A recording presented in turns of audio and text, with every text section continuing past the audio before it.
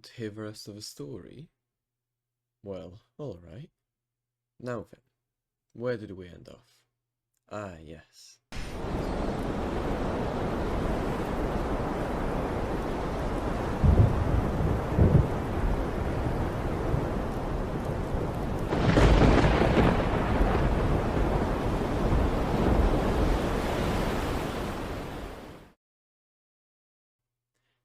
And so his travels brought him to the shores of this new land.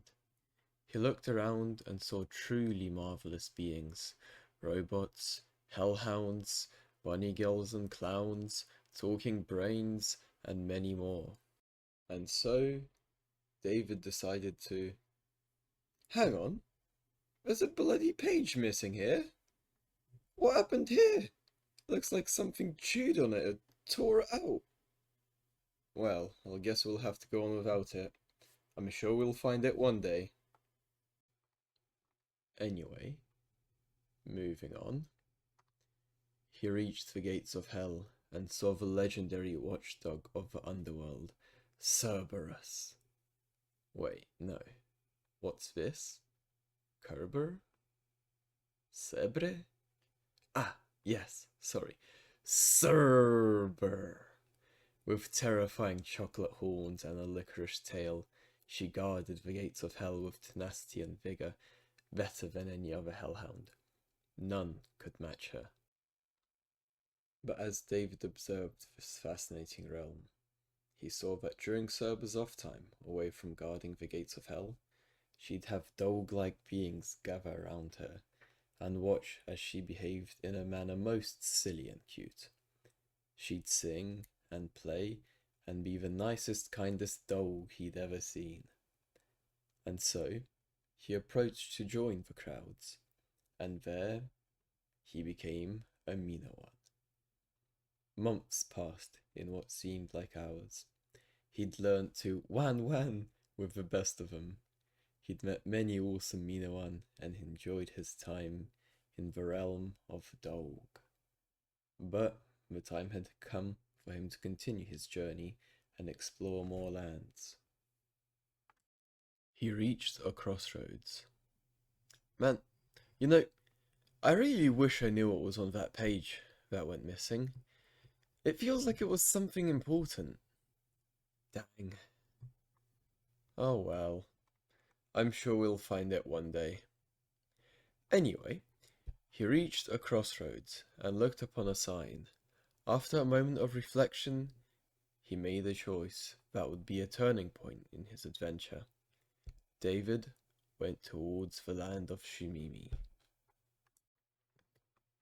Immediately upon his arrival, he saw the abuse and oppression that was happening by a notorious gaslighter who definitely never, ever, ever, ever tells lies. Moderator Bo. By the will of the Shiminians living in the basement, he fought against the tyrant. Bo, hoping for a quick and decisive victory, charged the unknown traveller. He thought he'd slay him like foes who came before, but with a single well-placed blow from David's counter, the battle was over. David took the mod sword for himself, unlocking infinite power. As a result of that, an unpredictable chain of events began, and he became an XDX. Oh, sorry. I meant Shuminian. And lived in the basement amongst other Shuminians. But, as much as David enjoyed living in the basement, he still wanted to explore more of the world.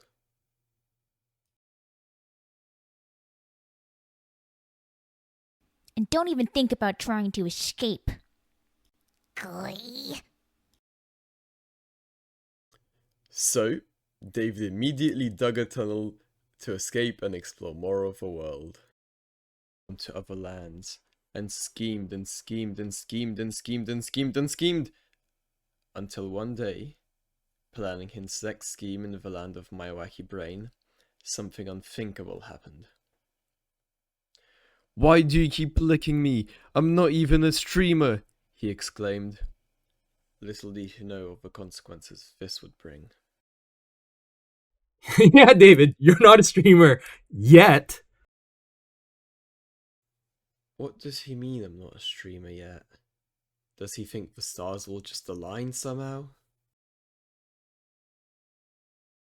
The stars just align for you, David. No! The stars can't keep getting away with it! Otako has given me this new form to take. But what for? What could this possibly mean? Will I really have to found a kingdom of my own? Will I have to rule once more? He went to sleep with these thoughts on his mind.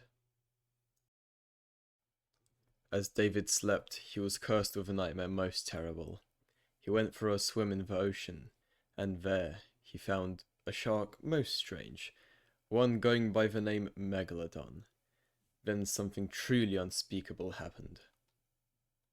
David, man up and get pregnant. Exactly. Deathstroke It's rule, that Matthew. fucking easy. Can you Get ask pregnant, Nigga get and pregnant, Sussy, would David, you get rather- pregnant, get Hey, pregnant, Nigga, get pregnant. Would you rather Ah! What's happening to me? Ah, what is this? No! No, what is this? No! David awoke in a cold sweat. I see it was just a nightmare. And then the pregnant bit was never brought up again, and it was all just a dream, and never really happened. Get retconned, El Bozos! Huh. What a strange note in the story. Moving on. In a last-ditch effort to save himself from all the chaos he'd brought upon himself, he'd gone to ask the Sunshine Goddess for a Sunshine Goddess blessing for less chaos, hoping, praying, maybe that would be his salvation. It didn't go quite as planned. To me. You hear me? Your actions have consequences. And David, you're fucked.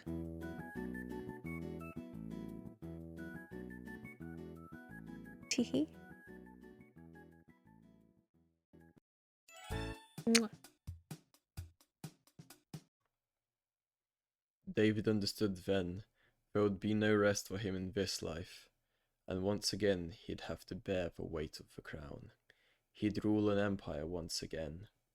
As he looked in the eyes of all the schemers he'd caused to follow him, all longing to scheme about the schemer, he knew there's no way he'd escape this.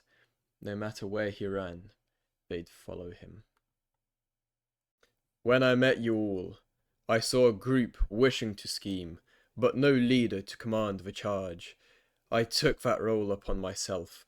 I carried the banner, your banner, all for your joy and your entertainment. All the schemes I've done have all been done for all of us. None of you are less guilty of scheming than myself.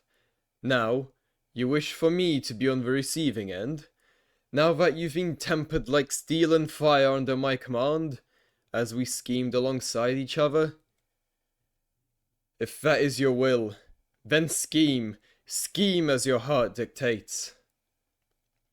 Or you can join me once again, as schemers in arms, as we scheme together, harder than we've ever schemed before.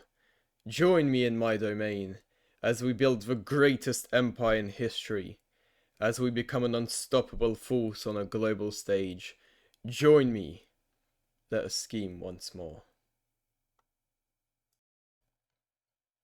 I believe you've heard enough of the story for today. I'll tell you the rest another time.